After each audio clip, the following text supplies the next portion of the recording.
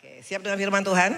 Ya, tadi saya ini ibadah yang ibadah pertama saya kemarin itu ada di gereja di Jakarta, di Duta Injil, terus kemarin itu saya di PRJ, terus hari ini yang ketiga, ya. Harusnya memang ibadah awal tahun tuh antusias ya, betul ya? Betul ya, karena kita dapat modal untuk menghadapi 2024 dan seterusnya. Betul, kalau modalmu sudah kuat, engkau tidak takut menghadapi apapun. Tapi kalau modal kita masih setengah-setengah ya, sama seperti misalnya mau ke mall, betul, tapi gak bawa duit, tapi pengen jalan-jalan di mall, itu kan risiko tinggi, betul ya. Tapi kalau minimal ada uang di kantong, walaupun cuma 20.000, tapi minimal ada duit ya. Walaupun hanya cuma melihat pemandangan-pemandangan, foto-foto gitu ya. Nah jadi intinya harus ada modal untuk kita masuk dalam 2024. Nah hari ini kita akan belajar tentang ayat yang mungkin selama ini kurang kita perhatikan, tapi ini pesan Tuhan bagi setiap kita dan saya sendiri secara pribadi sangat diberkatin. Kita buka yuk Lukas 5 ayat 1 sampai dengan 11. Lukas 5 ayat 1 sampai dengan 11 demikian firman Tuhan. Pada satu kali Yesus berdiri di pantai Danau Genezaret, sedang orang banyak mengerumuni dia hendak mendengarkan firman Allah. Ia melihat dua perahu di tepi pantai, nelayan-nelayan telah turun dan sedang membasuh jalannya. Ia naik ke dalam salah satu perahu itu, yaitu perahu Simon, dan menyuruh dia supaya menolakkan perahunya sedikit jauh dari pantai. Lalu ia duduk dan mengajar orang banyak dari atas perahu itu. Setelah selesai berbicara, ia berkata pada Simon, bertolaklah ke tempat yang dalam dan tebarkanlah jalamu untuk menangkap ikan. Simon menjawab, Guru, telah sepanjang malam kami bekerja keras dan kami tidak menangkap apa-apa. Tapi karena engkau menyuruhnya, aku akan menebarkan jala juga. Dan setelah mereka melakukannya, mereka menangkap sejumlah besar ikan sehingga jala mereka mulai koyak. Lalu mereka memberi isyarat pada teman-temannya di perahu yang lain supaya mereka datang membantunya. Dan mereka itu datang, lalu mereka bersama-sama mengisi kedua perahu itu dengan ikan hingga hampir tenggelam. Ketika Simon Petrus melihat hal itu, ia pun tersungkur di depan Yesus dan berkata, Tuhan, pergilah daripadaku karena aku ini seorang berdosa. Sebab ia dan semua orang yang bersama-sama dengan dia takjub oleh karena banyaknya ikan yang mereka tangkap. Demikian juga Yakobus dan Yohanes anak Zebedius yang menjadi teman Simon. Kata Yesus kepada Simon, jangan takut, mulai dari sekarang engkau akan menjala manusia. Dan sesudah mereka menghela perahu-perahunya ke darat, mereka pun meninggalkan segala sesuatu lalu mengikuti dia. Wow, ini pesan Tuhan yang saya dapat waktu saya sabatikal. Ya kemarin sabatikal itu kurang lebih hampir 12 hari. Dan saya minta Tuhan, apa modal kami untuk masuk di 2024. Dan saya dapat ini dan saya sampaikan memang kemarin di gereja yang pertama itu di Jakarta. Ya karena hari ini hari Rebo, jadi Minggu, Selasa dan hari ini hari Rebo. Nah mungkin engkau mendengar ayat ini suka, pasti suka. Kenapa? Karena ayat ini bicara tentang mujizat, betul ya? Wah, siapa yang gak mau mujizat? Betul, semua suka mujizat, betul. Gaji suami naik, betul. Rumah pindah di daerah kelas 1, utang gak perlu bayar lagi. Anak-anak sekolah juga gratis sampai 100 tahun, betul. Muka gak tua-tua, betul. Pelayanan luar biasa, semua suka mujizat.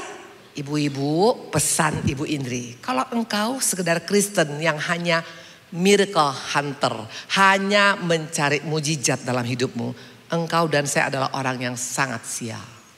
Engkau dan saya adalah orang yang sangat bodoh. Kenapa bilang? Penyebabnya ada dua. Pertama, sudah berapa lama jadi orang Kristen? Ada yang di sini mungkin 5 tahun, 10 tahun, 20 tahun, 30 tahun, 40 tahun. Nggak malu. Nggak malu sudah puluhan tahun ikut Tuhan yang dikejar hanya mujizat terus. Makanya kalau Natal rame karena ada payung gratis, betul. Natal rame karena nanti ada hadiah. Natal rame karena ada nasi box. Kalau hanya ini yang kau kejar selama bertahun-tahun, makanya gak heran iman kita hanya iman nasi box. Betul.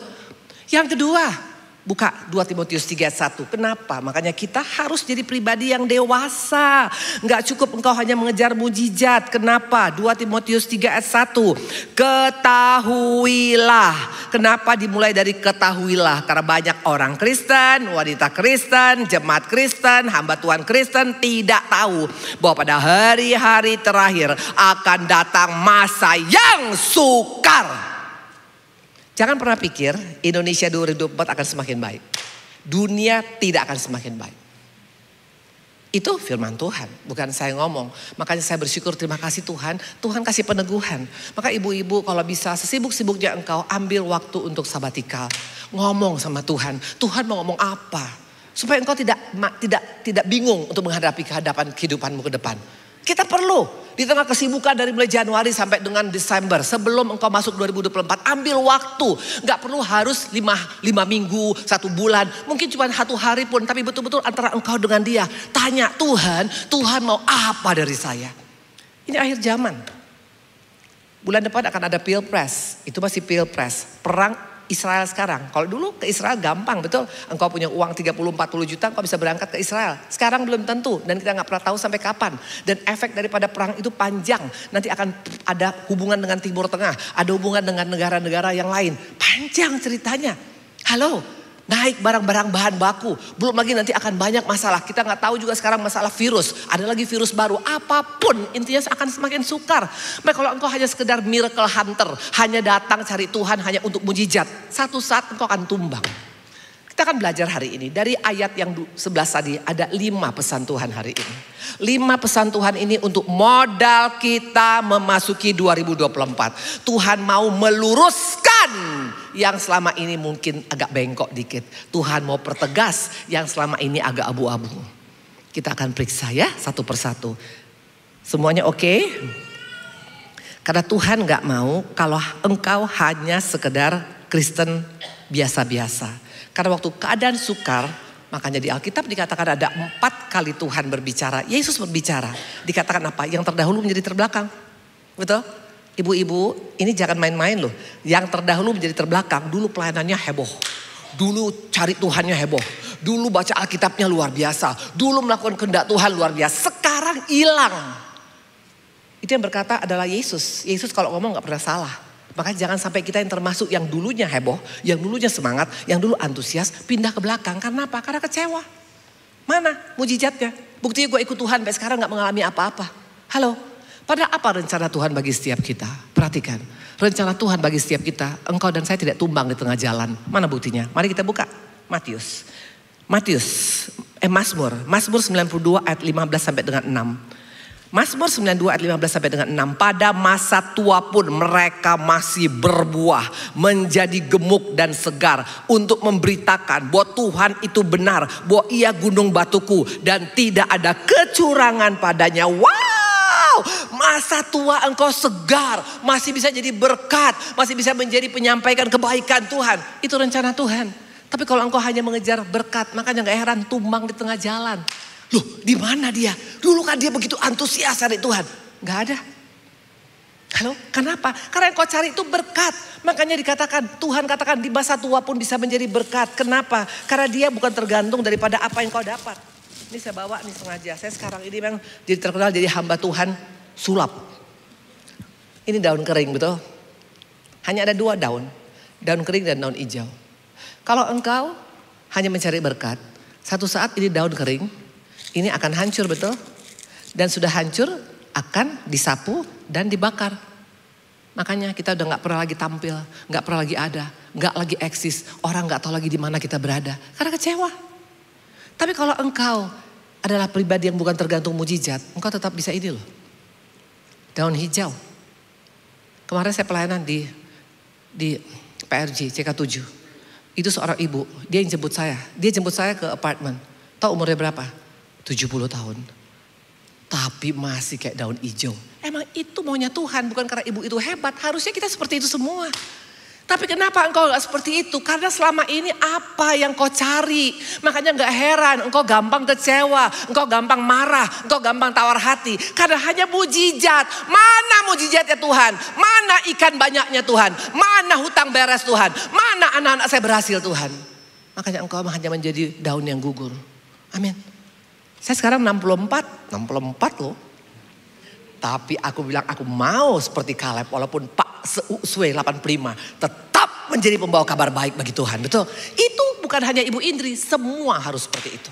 Nah kita akan lihat dari ayat tadi ada 5 hal sebagai pesan Tuhan untuk engkau masuki 2024. Pesan yang selama ini mungkin kita abu-abu mau Tuhan pertegas. Pesan yang selama ini mungkin engkau agak ragu-ragu mau Tuhan perjelas. Yang pertama adalah apa? Ayat 9. Kita lihat ya.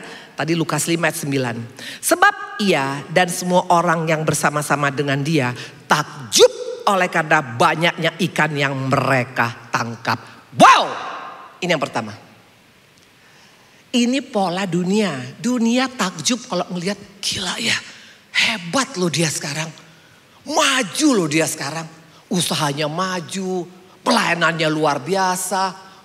Anak-anaknya bagus-bagus, tamatan Amerika semua. Bisnisnya bagus, kemarin baru 1 toko, sekarang 50 toko. Wah, itu pola dunia. Takjub hanya karena melihat produk akhirnya. Pertanyaan, apakah takjub versi Tuhan sama? Ini yang mau Tuhan luruskan. Karena kalau engkau hanya takjub, hanya melihat yang bagusnya orang ini. Dia awet muda ya, dia kaya ya, dia pintar ya, dia terkenal ya. Itu bukan konsep Tuhan. Totally bukan konsep Tuhan. Makanya hari ini Tuhan mau luruskan. Supaya engkau bisa terbuka pola pikir kita. Apa yang membuat Tuhan takjub? Kita buka yuk. Kita buka Daniel. Daniel 3 ayat 17 sampai dengan 18. Kenapa saya bilang beda takjubnya Tuhan dengan takjub kita? Karena ingat ya, kalau engkau hanya melihat karena engkau hebat, orang itu berhasil, baru engkau takjub. Salah. Perhatikan baik-baik. Enggak selamanya doa kita dijawab oleh Tuhan. Engkau sudah berdoa habis-habisan. Belum tentu. Karena jalan Tuhan bukan jalan kita, cara Tuhan bukan cara kita. Tingginya pikirannya seperti langit, dalamnya seperti lautan. Gak bisa kita pikirkan. Mana buktinya? Mari kita buka Daniel 3. Supaya di tempat ini waktu kau berkata, saya sudah 20 tahun Bu Indri berdoa. Kita gak tahu cara Tuhan. Amin. Buka Daniel 3 ayat 17 sampai 18. Ini Sadrak, Mesah, Abednego waktu mau dimasukkan ke dapur api. Karena mereka disuruh menyembah patung Nebukadnezar. Jika Allah yang kami puja sanggup melepaskan kami, maka ia akan melepaskan kami dari perapian yang menyala-nyala dan dari dalam tanganmu ya Raja. Tapi seandainya tidak, hendaklah Tuanku mengetahui ya Raja, bahwa kami tidak akan memuja dewa Tuanku dan tidak akan menyembah patung emas Tuanku dirikan. Wow, ini gak main-main loh. Ini bukan Kristen abal-abal. Ini Kristen yang mantap. Kagak gua jual Yesus walaupun usaha gua gak maju. Karena di akhir zaman ini banyak orang jual Yesus hanya gara-gara jodoh. Betul? Hanya gara-gara posisi. Hanya gara-gara uang. Kayak saya dulu, saya jual Yesus. Buka diskotik, itu jual Yesus. Halo? Dikatakan mereka gak jual Yesus. Mereka bilang pokoknya kagak, apapun terjadi, resiko kami tanggung. Pertanyaan, apakah gara-gara mereka begitu mantap? Sikapnya betul-betul luar biasa. Apakah Tuhan langsung membebaskan dari api? Mari kita lihat. Supaya di tempat ini kita belajar firman Tuhan yang memang gak enak. Tapi ya ini fakta. Ayat 19. Maka meluaplah kegeraman Nebukadnezar. Air mukanya berubah terhadap Sadrak, Mesah dan Abednego. Lalu diperintahkannya supaya perapian itu dibuat 7 kali lebih panas dari yang biasa. Ini fakta. Engkau sudah berdoa. Engkau sudah pelayanan, engkau sudah berikan yang terbaik. Tapi hasilnya kok mana? Kok makin ada penyakit, makin suami masalah, makin utang banyak, makin pelayanan macet. Itu firman Tuhan. Daniel, Sadrak, Mesah, Abednego, mereka mantap. Gak pernah berhenti pelayanan. Tetap doa puasa. Makin banyak tuh masalahnya. Bertubi-tubi masalahnya. Kok gak tamat-tamat? Pertanyaan, apakah Sadrak, Mesah, Abednego kecewa? Apakah mereka langsung berkata, ya sudahlah daripada begini mendingan kita nyembah patung Nebukadnezar? Jawabannya no. Ini yang dikatakan iman yang dewasa. Tidak tergantung jawaban doa. Kalau engkau masih tergantung jawaban doa, imanmu tuh iman ini. Iman bocah. Maunya hidup ini enak terus, betul. Asal doa hari ini besok Tuhan jawab. Kan ada ayatnya Bu Indri. Matius 7 dikatakan minta, akan diberikan, cari, mendapat, ketuk, akan dibukakan. Betul. Tapi prosesnya kita kan gak tahu sampai kapan. Halo? Makanya dikatakan kalau imanmu iman anak-anak, makanya hanya mau susu. Makanya hanya banyak nuntut. Hanya nuntut sampai kapan? Sampai kapan? Itu iman anak-anak yang hanya menuntut. Iman orang dewasa gak nuntut. Dia percaya janji Tuhan. Pasti pada waktu Tuhan tepat. Atau mungkin engkau tidak menuntut. Tapi imanmu seperti ini. Mana dia? Saya memang luar biasa ini. Tunggu sebentar ya. Kok gak ada nih? Lo di mana? Kok gak dimasukkan apa? Tidak dimasukkan salah satu. Saya punya orang ini kurang profesional berarti. Satu lagi iman apa? Iman kerupuk. Kerupuk kalau kau hancurkan, itu kan hancur betul. Itu pribadi yang gampang tawar hati. Gampang ngambek. Ya udah, ngapain juga ikut Tuhan kalau gitu. Ya udah, mendingan gue biasa-biasa aja. Itu iman kerupuk.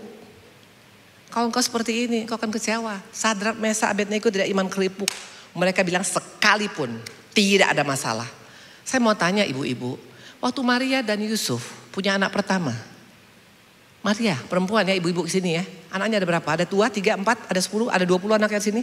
Anak pertama selalu beda loh, betul? Kalau kita punya anak pertama pasti spesial. Saya waktu kata dokter anak pertama saya laki-laki, itu semua saya beli warna biru. Gigi saya yang gak biru. Tapi anak kedua ketiga udah biasa. Udahlah, Koko punya, Cici punya, betul? Itulah dia. Kalau anak kedua ketiga. Gak mungkin Maria gak berdoa. Karena waktu itu musim dingin, Desember. Dan kedua mereka harus dari Nazaret ke Bethlehem. Karena tempat lahiran mereka sensus harus ke Bethlehem. Dan mereka bukan pakai helikopter, bukan pakai jet pribadi, pakai keledai. Itu kan dingin ibu-ibu. Bisa gak Maria kadang-kadang, aduh udah mules. Tuhan tolong minimal di rumah sakit Siloam Tuhan. Pasti doa dong. Dijawab Tuhan gak doanya? Buktinya lahir di kandang binatang. Apakah Maria kecewa? Apakah Yusuf kecewa? Langsung ngambek, gak mau lagi ikut agenda Tuhan. Mendingan gue gak ikut agenda Tuhan. Buktinya gak ada perubahan. No. Yusuf dari orang yang disayang, pakai jubah kemana-mana. Tiba-tiba jubah ditanggalkan. Tiba-tiba dimasukkan ke sumur tua. Apa dia gak berdoa? Pasti berdoalah. Tuhan takut, gelap, Tuhan tolong. Anak manja, Bo. Apakah Tuhan langsung jawab? Boro-boro. Yang ada dijual jadi budak. Apakah waktu dia dibudak dia gak berdoa? Pasti berdoa. Tuhan gak tahu cuci piring. Selama ini selalu disediakan sama si Inem. Sekarang gak tahu mesti cuci piring, cuci kuda. Tolong Tuhan. Apakah Tuhan jawab? Enggak tuh, malah masuk penjara. Gak selamanya doa kita langsung dijawab. Makanya kalau engkau hanya iman bocah. Gak heran. Tuhan gak akan pernah takjub sama iman bocah. Waktu Tuhan ketemu perwira Kapernaum. Tuhan bilang, gila gak pernah aku lihat iman seperti ini di sekeliling orang Israel. Tuhan bangga kepada kita. Bukan karena engkau pakai berlian 10 karat. Bukan karena engkau kaya raya. Bukan karena engkau pintar. Bukan karena engkau hebat. Tapi waktu kita punya iman yang dewasa. Hanya ada 2. Iman yang salah, iman yang benar. Iman yang benar walaupun. Iman yang salah tergantung sikon. Iman yang mana kita punya? Pesan Tuhan hari ini. Ibu-ibu perhatikan. Kalau engkau mau bertahan di 2024. Pakai iman yang benar. Anak-anak kita wariskan iman yang benar. Anak-anak walaupun hanya nasi dengan telur 1 bagi 5. Ngucap syukur. Masih ada orang di sana yang gak makan sama sekali. Ajarkan anakmu iman yang benar. Dengan bersyukur apapun keberadaan kita. Kalau engkau ajarkan dari mulai kecil anak-anak nuntut. Bapak, mama mana? Dari mana anak nuntut? Karena mamanya suka nuntut. Mama suka nuntut sama suami. Anak-anakmu akan lahir jadi anak yang suka nuntut. Makanya hidupmu akan susah. Amin. Halo? Halo? Waktu anak saya di Australia, itu kami masih ingat, kami tinggal di Bojongkoneng, tipe rumah 21. 21 ya, 21 meter. Kamar mandi 1 x 1, kecil. Itu hanya cuma pakai kamar mandi, WC-nya pun WC jongkok gini. Bukan WC duduk. Anak kami berangkat ke Australia. Itu modal kami hanya 50 juta. Bayangkan S2 modal 50 juta. Logikanya mana mungkin ibu-ibu, halo? Halo? Dan anak saya selama setahun. Itu tinggal di rumah temannya, itu tidur di kursi. Jadi kalau pagi-pagi dia mesti bersihkan kursinya. Karena kita gak punya uang. Dan selama 8 tahun saya gak pernah lihat anak saya ke Australia. Karena gak punya uang. Dan dulu belum ada video call. Itu masih SMS. Kalau telepon mahalnya minta ampun. Kalau engkau marah. Tuhan kenapa kayak gini? Aku gak pernah kayak gini. Saya gak pernah gitu hidupnya sebelumnya. Halo. Terus terang saya gak pernah tahu yang apa namanya susah sebelumnya. Tapi kalau engkau memang mau dewasa. Ada kalanya dibawa ke seperti itu. Dibawa ke dapur api. Anak saya 8 tahun gak kami ketemu. 8 tahun. Telepon juga hanya sebulan sekali. Pas lagi murah ambil jam 12 malam. Ren kamu baik nak. Iya ma. Kamu ngapain di sana? Lagi kerja ma. Kerja di mana ma? Di FedEx. Jadi anak saya kerja di ANZ pagi. Malamnya kerja ngantar-ngantar barang. Pakai Vespa butut. Bisa gak marah? Percuma. Aku kurang apa? Bisa gak menuntut sama kakak-kakak saya? Dasar kurang asam. Kalau engkau hanya menuntut. Engkau akan mewariskan anakmu menuntut. Maka anakmu gak heran, gak bisa menjadi anak yang luar biasa. Anak saya ajarkan belajar, mengucap syukur sayang. Ma, tapi kok beda ma? Gak ada masalah nak, ucap syukur nak. Sekarang dia menjadi anak yang berhasil. Dari mana? Dari ibu yang tidak suka menuntut. Amin. Ini ada orang gak sih di sini? Halo, ajarkan. Jangan hanya ajarkan anakmu. Pokoknya anak saya mesti sekolah Bu Indri. Bahasa Perancis, bahasa Inggris, bahasa Chinese. Gak jadi jaminan. Tapi kalau ajarkan anakmu iman yang benar, akan beda hidupnya. Beda! Dan ini modal kita di 2024. Ibu-ibu mau mewariskan yang benar pada anakmu. Caranya bagaimana? Engkau duluan yang bergerak. Kalau engkau suka menuntut suamimu, menuntut Tuhan, anakmu tidak akan pernah berubah. Amin.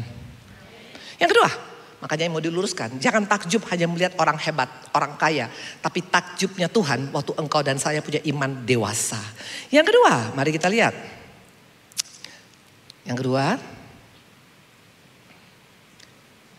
Lukas 5 ayat 3 sampai dengan 4.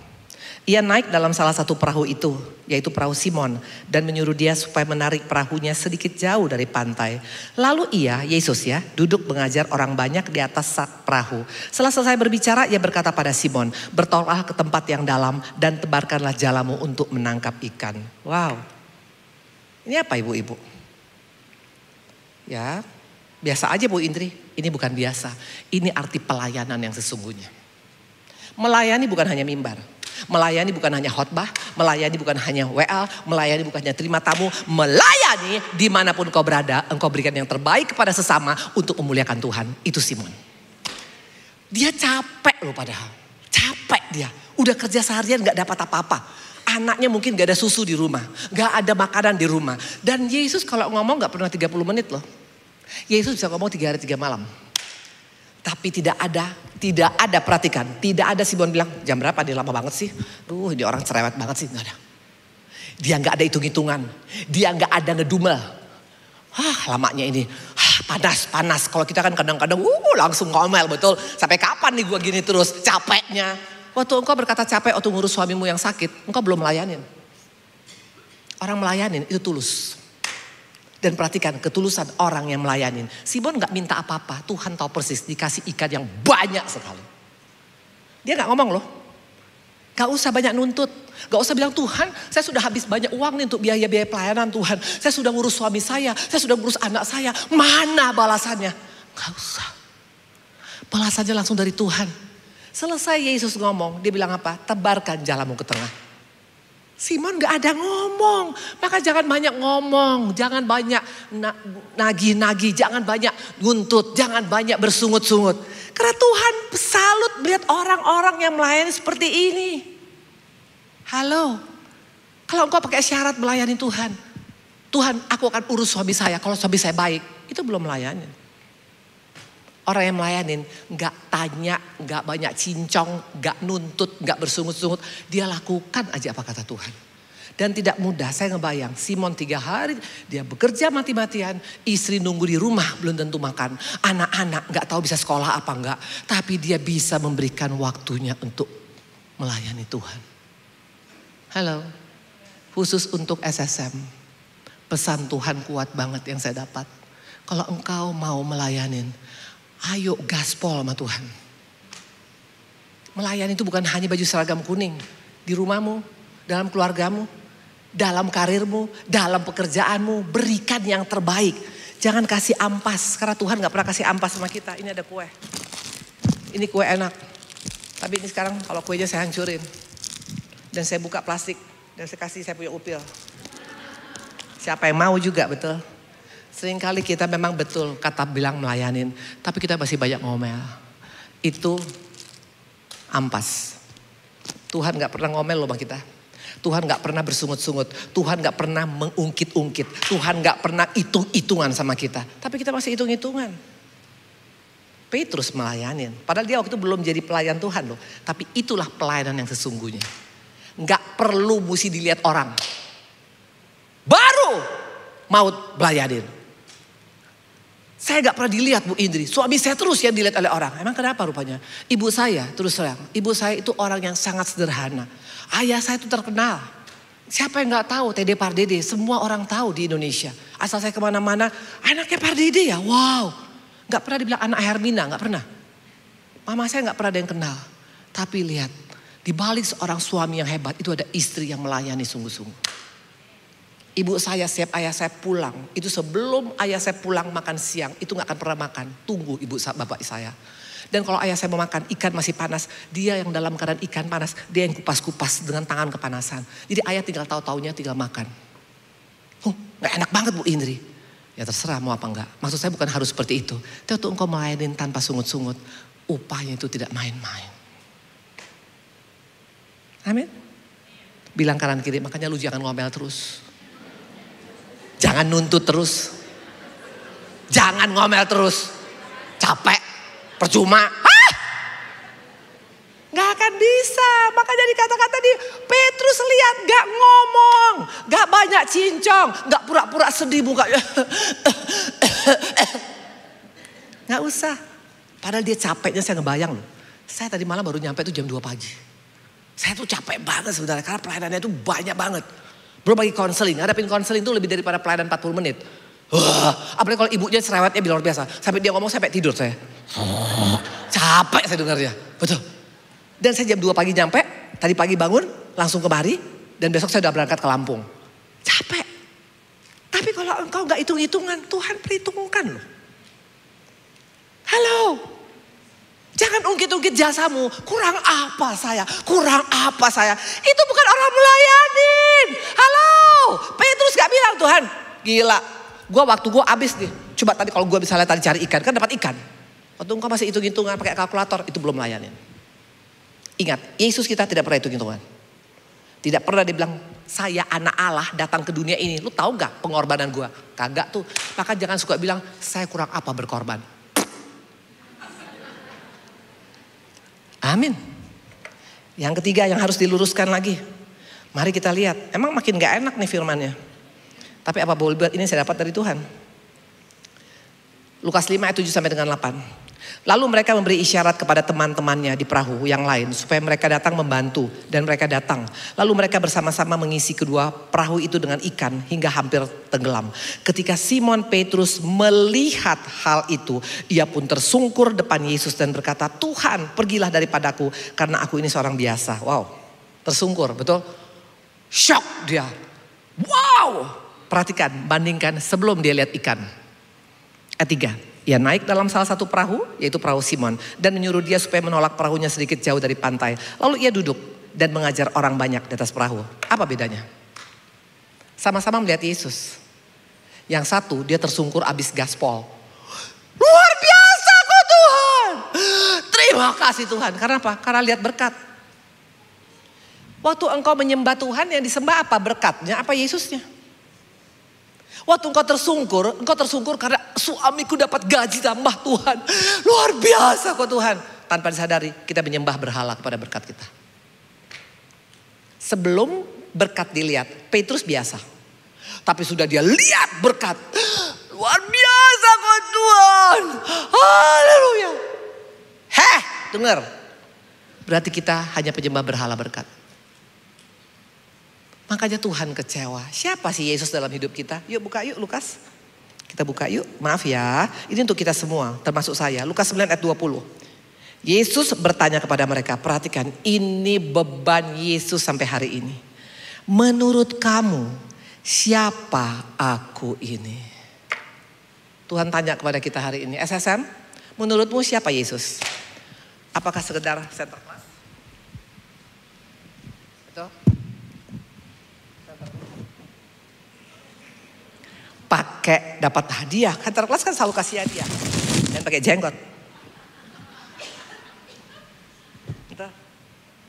Apakah Yesus hanya cuma ini? Makanya kayak heran.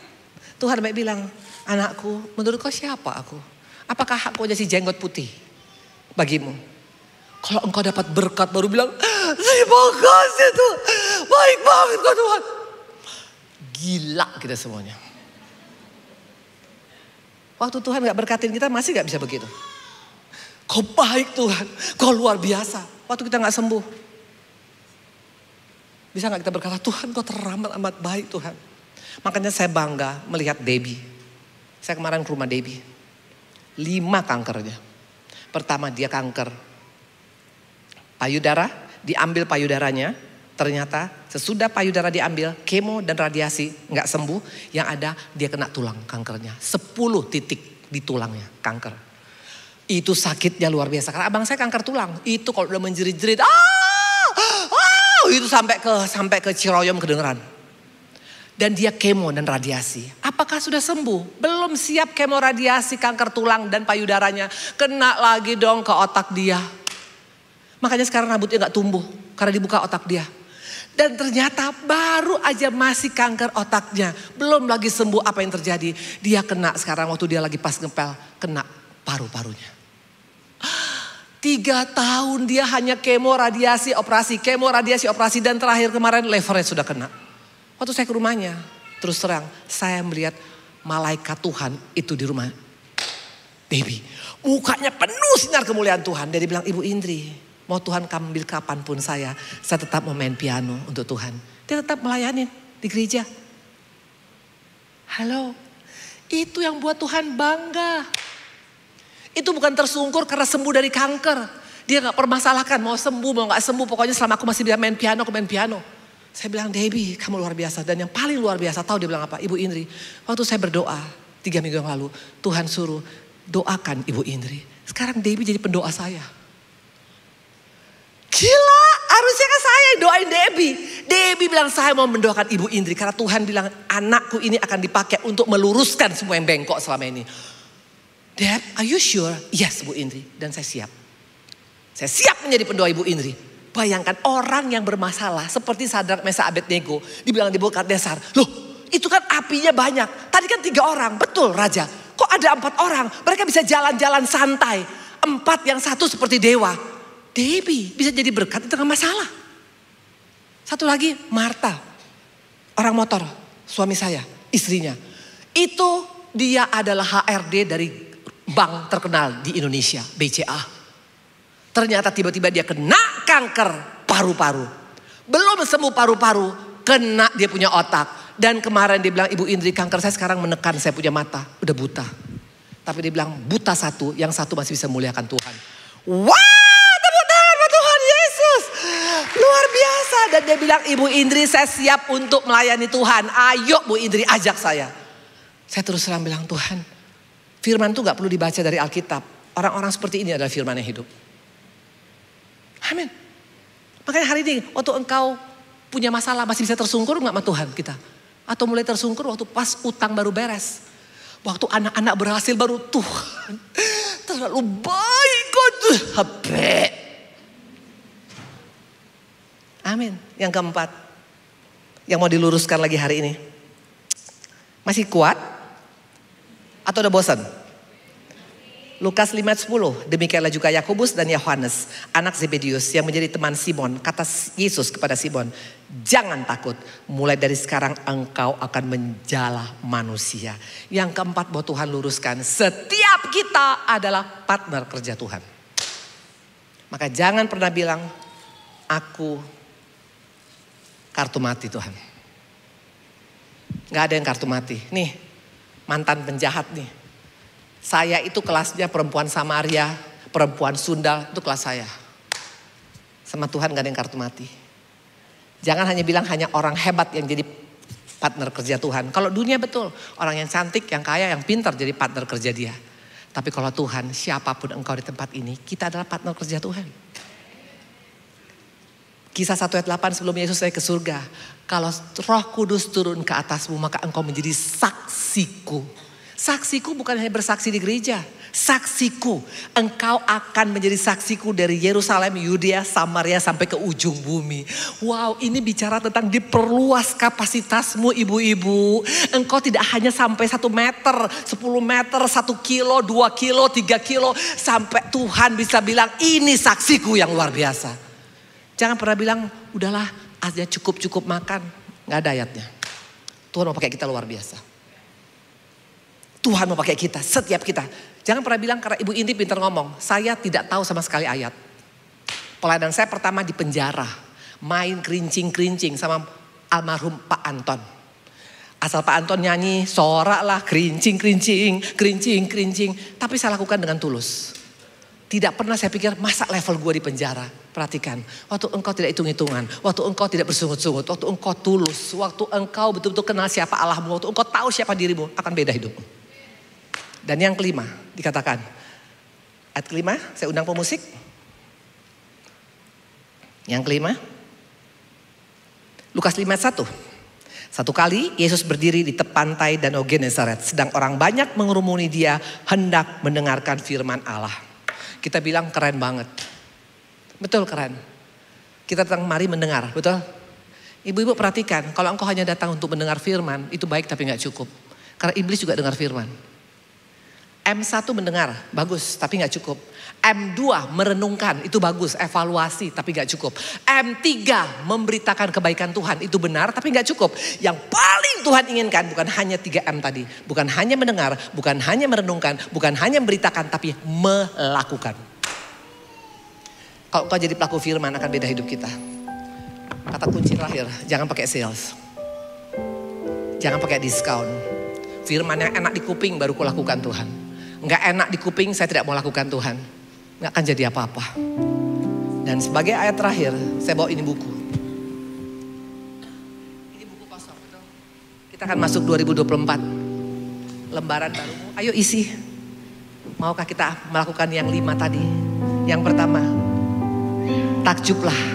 Buatlah Tuhan takjub dengan iman kita yang benar. Iman yang even though. Yang bisa bersyukur dalam segala hal. Yang kedua, kenali siapa Allahmu. Yang ketiga, kenali siapa dirimu. Yang keempat, layani dia. Apa melayani Tuhan artinya? Memberikan yang terbaik bagi sesama untuk memuliakan Tuhan. That's it, itu arti pelayanan. Dan yang kelima, lakukan apa yang menjadi perintah Tuhan hari ini. Tuhan memberkati, saya udah kita berdiri. Makasih Tuhan Yesus yang baik. Semua diberkatin. Ini saya ada kaos. Saya akan kasih ya. Ini kaosnya aku dilayakkan, aku dibenarkan. Kita bisa ada hari ini semua karena dibenarkan dan dilayakkan Tuhan. Ini saya lempar ya. Nanti yang dapat boleh ambil ya. Free ya, nggak dijual. Ini souvenir dari Bu Indri. Siapa namanya? Hah? Luisa. Siapa? Yusa. Anaknya Ibu Eni. Oke. Apa yang kamu dapat tadi? Apa yang firman kamu dapat hari ini? Kedamaian. Apa? Kedamaian sepenuh dengan sukacita. Apa dia bilang? Aku gak dengar. Kedamaian dan sukacita. Itu untuk Yusa, Musa ya. Yusa. Yusa. Engkau tidak kebetulan hari ini datang. Amin. Amin. Yang Tuhan tunggu adalah responmu pada apa yang disampaikan Tuhan tadi. Masa depanmu bukan tergantung dari apa yang kau miliki. Tapi bagaimana responmu pada firman Tuhan. Amin. Satu lagi ya. Yes, di sini ya. Iya. Oh, luar biasa. Namanya siapa? Zipora. Zipora. Zipora. Zipora. Apa yang Zipora dapat? Yang kamu rasakan masuk ke diri kamu apa? Melayani tanpa hitung-hitungan. Oke. Meskipun